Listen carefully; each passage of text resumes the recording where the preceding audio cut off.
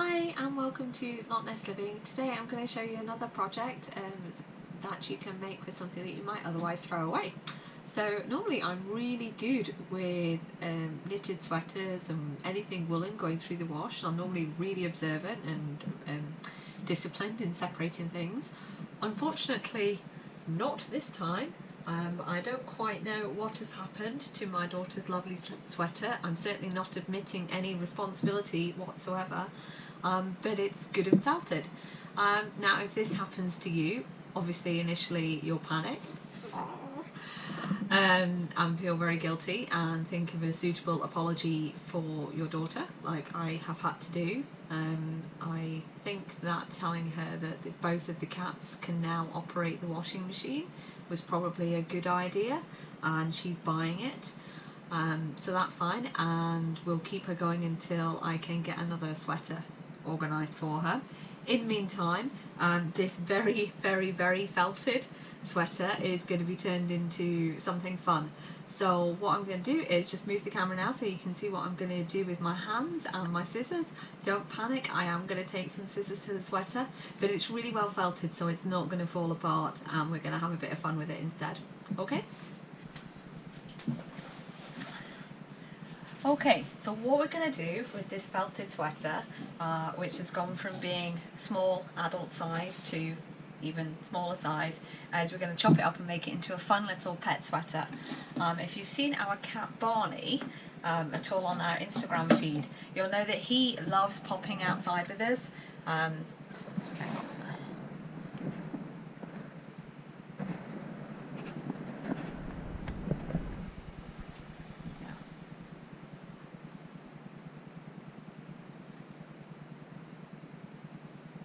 So what we're going to do with this sweater is we're going to turn it into a fun little pet sweater. If you follow us on Instagram at all, then you might have seen our cat Bjarni on there. He's a ragdoll cat, he's adorable, he's just over a year old now.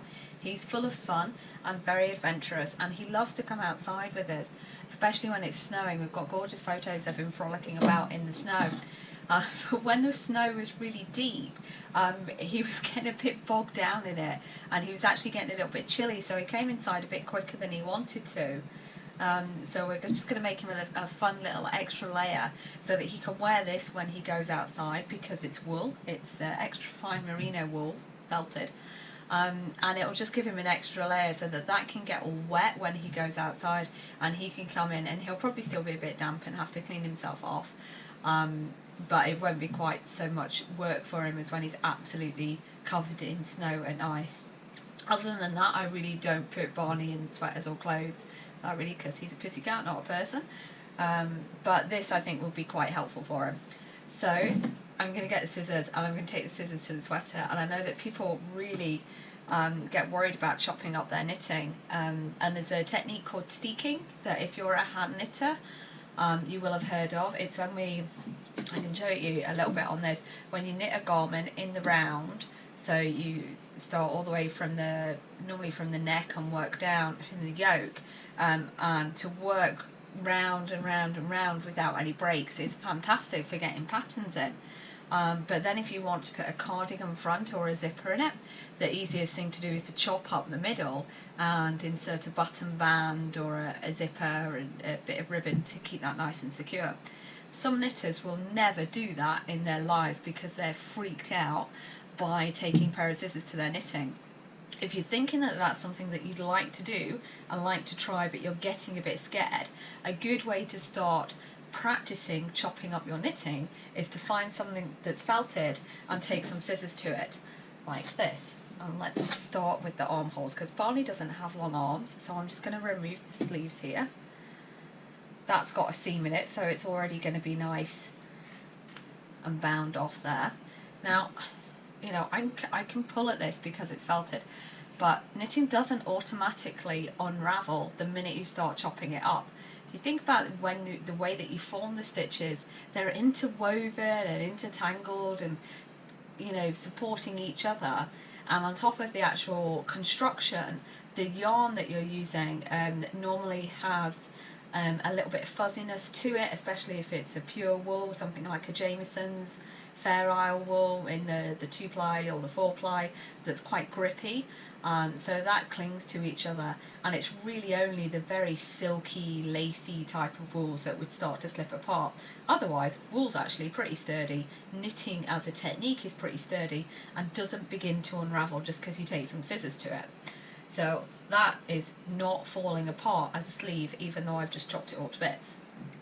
And don't worry, I shall save that. I can do something else with that later. So first sleeve has come off. That's a bit of pattern that I'm working on at the moment. Follow me on Instagram and you'll see that later on in the week, because we're going to be doing something with stripes. Right, other sleeve is going to come off. As I say, Barney's got lovely big fluffy paws but doesn't have arms, and he would hate for his paws to be constricted. So we're going to give him a nice big space for his shoulders. Barney's also not quite as long as this, so I'm going to take the ribbing off the bottom. Now, I'm not doing a big fashion statement with this. This is not about Barney walking down some kind of catwalk at the end of it. He's not that kind of rag doll. Right. And I'm going to take out the neck, because I measured Barney's neck earlier. He's a huge cat. He's absolutely massive. I don't think this neck is going to be wide enough for him to be comfortable. And just kind of have another look at that. Yeah, I think this would grip around his neck a bit too much. So what I'm going to do is just snip this off as well.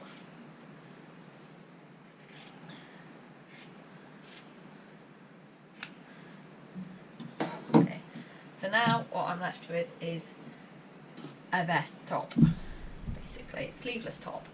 Okay. Right. If you are really fussy about edges, if you don't trust me that this isn't felted enough and you think it's going to fall apart, you can run round, pin the edge of this in the way, flip it inside out, run around the edge of it with a bit of zigzag on your sewing machine. That's totally fine. The knitting police or sewing police aren't going to come around and check whether you've got neat edges or not. I would love to do that, but unfortunately somebody's put a 6-foot Christmas tree in front of my sewing machine at the moment, so I don't have the chance to do that. So what I'm going to do is a little bit of neatening and finishing by hand using a blanket stitch, and I am going to do that around the armholes there. Not going to do that so much down the bottom, and then I'm going to do something else with the neck. So we're going to pause for thought. I love this, I'm coming up with so many cat puns, loving it. Pause for thought while I do that, and then I'll show you what I've done and give you a chance to catch up, and then we're going to pop some decoration on. It's going to get really fun. Okay, so I have been off to the sewing machine, moved the Christmas tree out the way, and I have just sewn around the edges of the jumper with a contrasting stitching in a zigzag thread. What that does is just give a little bit of reinforcement. Should anything start to unravel, it would only get as far as the zigzaggy thread. As with when you are knitting or sewing, it's always the collar and the cuffs that you want to kind of pay a little bit of attention to. If you do think it's going to be hard wearing, you want to give it a little bit of reinforcement. That's pretty much a standard rule. I am not the neatest sewer. I did do GCSE textiles, so I should be a neater sewer, and probably my teacher there would be really disappointed with me, but that would not actually be anything new. So if you can see my sewing now, it's pretty much as it used to be. But you know what? The sewing police aren't going to come around to my house any more than they're going to come around to your house. If Patrick from the Sewing Bee does come around to my house, we're going to find far more interesting things to talk about and do than to take measures and see if I've gone in a straight line and all that kind of thing. So now what we've done is, so we've got contrast stitching around the raw edges, we've got contrast stitching on the little bit of felt here, haven't we, Barney? Yes? And what shall we do with it next to make you even more of a Christmas helper? Do you want some pom-poms on it? Shall we put some pom-poms on? Do you like pom-poms, Barney? How many pom-poms shall we put on? Christmas red pom-poms. And we love pom-poms. because they are a great way to use up extra wool. Should we put some pom-poms on for you? Yeah? Who's a good boy? Who's a good boy? Shall we do that? Who's a good boy for mummy? Do you want a pom-pom? Shall we give you a pom-pom? I'll tell you what, why don't you go down while I sew the pom-poms on, and then you can try it on in a wee minute, okay? Who's a good boy? Let's give you a treat, there you go. So, we're going to pop some pom-poms on, which I love saying because it's alliteration, which is PPP. Sewing on the sewing machine with some old felted wool like this is a really good way to get used to sewing with a stretchy fabric as well, by the way.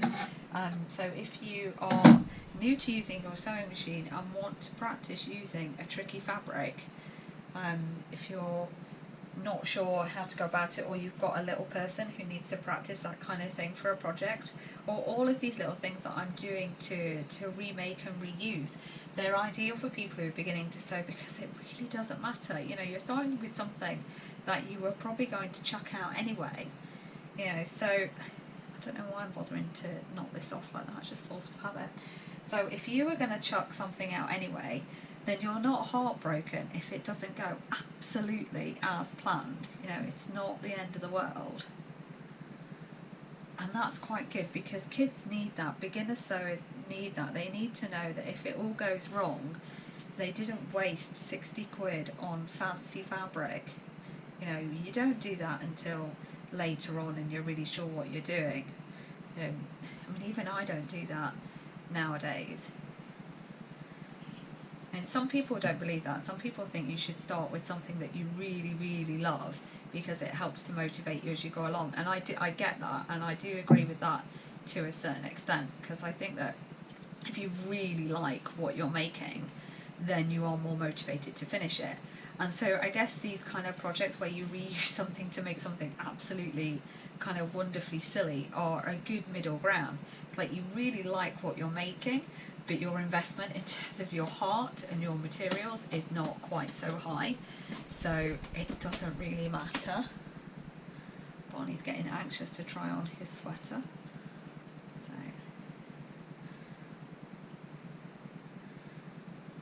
he's a good pussycat, Barney. He's so nice. I don't know if anyone's familiar with the ragdoll breed, but they're absolutely fantastic because they're so friendly. They love being around people.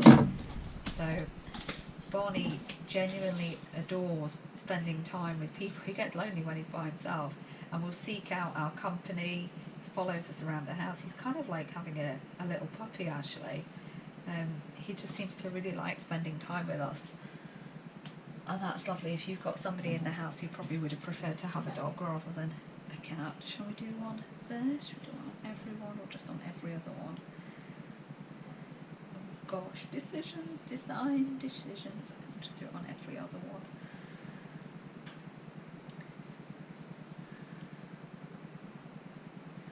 He's going to be so cute.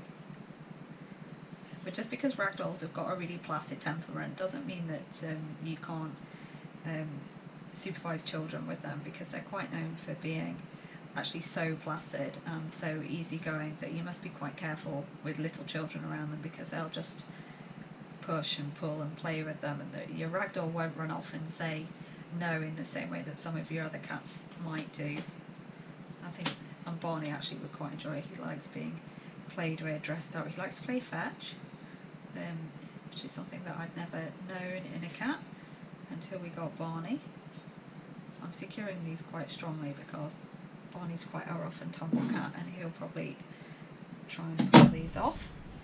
And we will just pause while I do the last one, and then we might have a fashion show.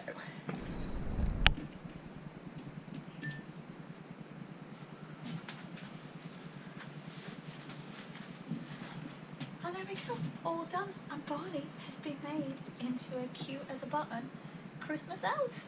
Haven't you, sweetheart? Yes, you are. Are you a good boy? Yes, you are. Your mummy's good boy. Should we go and have a play outside now? Should we go and have a play in the snow? Yeah.